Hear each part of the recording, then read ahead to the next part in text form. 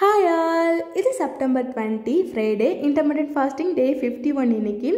இன்னைக்கு ஃபாஸ்டிங்கை பிரேக் பண்ணுறதுக்கு சீரக தண்ணி குடிக்கல, அதுக்கு பதிலாக நெல்லிக்காய் ஜூஸ் தான் குடிச்சிருந்தேன். அது கூட ஒரு 5 பாதாம், கொஞ்சமாக கருப்பு திராட்சை சாப்பிட்டுருந்தேன்.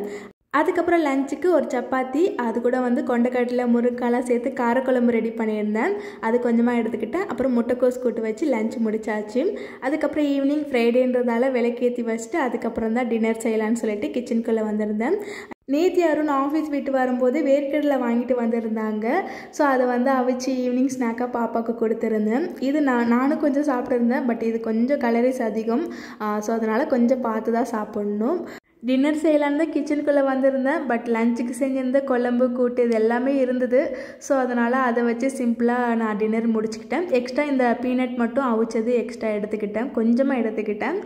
ஸோ அது கூட எப்பவும் போல் சீரக தண்ணி. ஸோ அதுதான் கேஸ், இந்த டே சூப்பராக கம்ப்ளீட் பண்ணியாச்சு.